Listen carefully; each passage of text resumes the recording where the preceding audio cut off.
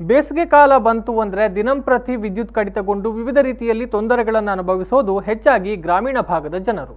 ಈ ಭಾಗದಲ್ಲಿ ವಿದ್ಯುತ್ ಕಣ್ಣ ಮುಚ್ಚಾಲೆ ಹೆಚ್ಚಾಗಿದ್ದು ಇದರಿಂದ ಮನೆ ಕೆಲಸಕ್ಕೂ ತೊಂದರೆಯಾಗುವುದು ಸಹಜವಾಗಿದೆ. ಆಳವಾದ ಕೆರೆ, ಬಾವಿಗಳಿಂದ ನೀರೆತ್ತಲು ಪಂಪ್ಗಳ ಅನಿವಾರ್ಯತೆ ಹೆಚ್ಚಾಗಿದ್ದು ವಿದ್ಯುತ್ ಇಲ್ಲದ ಸಂದರ್ಭದಲ್ಲಿ ನೀರಿದ್ರೂ ಪರದಾಡುವ ಸ್ಥಿತಿ ಎಲ್ಲ ಮನೆಗಳಲ್ಲೂ ಇರುತ್ತದೆ. ಇಂತಹ ಪರಿಸ್ಥಿತಿಯನ್ನು ತಪ್ಪಿಸಲು ದಕ್ಷಿಣ ಕನ್ನಡ ಜಿಲ್ಲೆಯ ಕಡಬ ತಾಲೂಕಿನ ನೂಜಿಬಾಳ್ತಿಲ ಗ್ರಾಮದ ಯುವಕನೊಬ್ಬ ಕಡಿಮೆ ವೆಚ್ಚದಲ್ಲಿ ಸೌರಶಕ್ತಿಯನ್ನು ಬಳಸಿ ಮನೆ ಬಳಕೆಗೆ ಕೆರೆ, ಬಾವಿಯಿಂದ ನೀರೆತ್ತುವ ಪಂಪ್ ಅನ್ನು ಚಲಾಯಿಸುವ ಪ್ರಯೋಗದಲ್ಲಿ ಯಶಸ್ವಿಯಾಗಿದ್ದಾರೆ. ಹಾಗಿದ್ರೆ ಏನಿದು ಕತೆ? ಉತ್ತರ ಈ ವರದಿಯಲ್ಲಿದೆ ನೋಡಿ.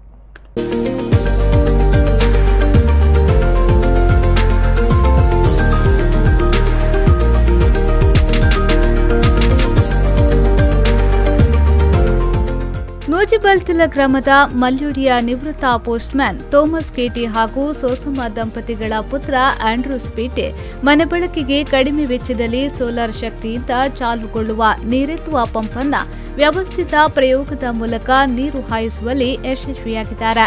ಆಂಡ್ರೂಸ್ ವಿದೇಶದಲ್ಲಿ ಸೋಲಾರ್ ಕಂಪನಿಯ ಟೆಕ್ನಿಷಿಯನ್ ಆಗಿ ಉದ್ಯೋಗದಲ್ಲಿದ್ದು ಕೊರೋನಾ ಕಾರಣದಿಂದಾಗಿ ಉದ್ಯೋಗ ಬಿಟ್ಟು ಮರಳಿ ತವರೂರಿಗೆ ಬಂದಿದ್ರು. ಗ್ರಾಮೀಣ ಭಾಗದಲ್ಲಿ ನಿತ್ಯ ಕಾಡುತ್ತಿರುವ ವಿದ್ಯುತ್ ಸಮಸ್ಯೆಯಿಂದ ಮನೆ ಕೆಲಸಗಳಿಗೆ ಆಗುತ್ತಿರುವ ತೊಂದರೆಗಳಿಗೆ ಪರಿಹಾರ ಎಂಬಂತೆ ಇವರು ಇದನ್ನ ಕಂಡುಹಿಡಿದಿದ್ದಾರೆ.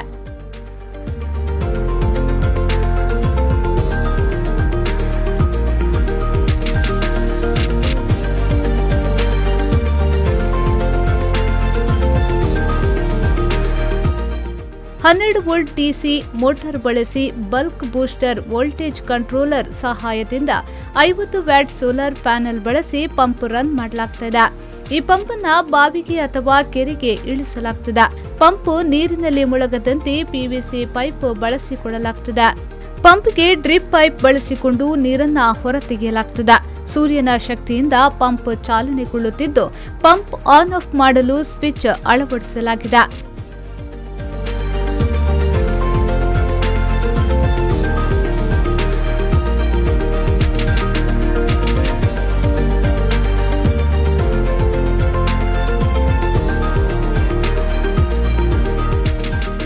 ಬೆಳಿಗ್ಗೆ 9ರಿಂದ ಸಂಜೆ 4ರವರೆಗೆ ನಿರಂತರ ಪಂಪ್ ಅನ್ನು ಚಲಾವಣೆಯಲ್ಲಿ ಇರಿಸಬಹುದಾಗಿದೆ.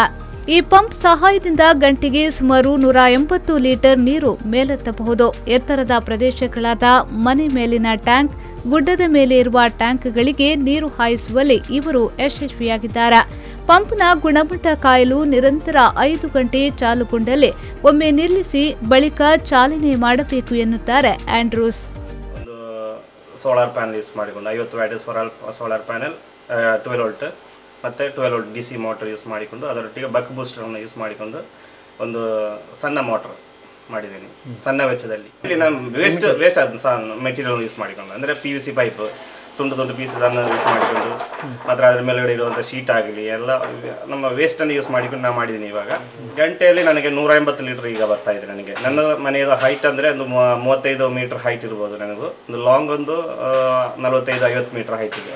ಬೆಳಿಗ್ಗೆ ಒಂದು 8:30ಗೆ ಸ್ಟಾರ್ಟ್ ಆದರೆ 8-8:30ಗೆ ಸ್ಟಾರ್ಟ್ ಆದರೆ ಸಂಜೆ ಒಂದು 4:15 ಗಂಟೆ ತನಕ ರನ್ ಆಗ್ತಾ ಇರ್ತದೆ.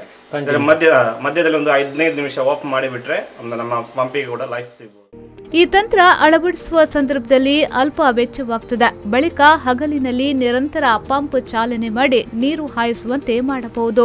ಇದು ಹನಿ ನೀರಾವರಿ ಮಾದರಿಯಲ್ಲಿದ್ದು ಡ್ರಿಪ್ ಪೈಪ್ ಬಳಸಲಾಗುತ್ತದೆ. ಟ್ಯಾಂಕಿಗೆ ನೀರು ತುಂಬಿಸಲು ಹೂತೋಟಗಳಿಗೆ, ಸಣ್ಣ ಪ್ರಮಾಣದ ತರಕಾರಿ ತೋಟಗಳಿಗೆ, ಕೃಷಿಗೆ ನೀರು ಹಾಯಿಸಲು ಇದು ಸಹಕಾರಿಯಾಗಲಿದ್ದು ಇಲ್ಲಿ ನೀರು ಪೋಲಾಗುತ್ತಿಲ್ಲ. ಆಂಡ್ರೂಸ್ ಅವರು ನೂಜಿಬಾಳ್ತಿಲ ಭಾಗದಲ್ಲಿ ಅನೇಕ ಕಡೆ ಇದನ್ನ ಅಳವಡಿಸಿದ್ದಾರೆ. ಗುಡ್ಡಗಾಡು ಭಾಗದಲ್ಲಿಯೂ ಇವರ ಪ್ರಯೋಗ ಯಶಸ್ವಿಗೊಂಡಿದೆ. ಇನ್ನು ಬೇಡಿಕೆಗಳು ಬರುತ್ತಿವೆ.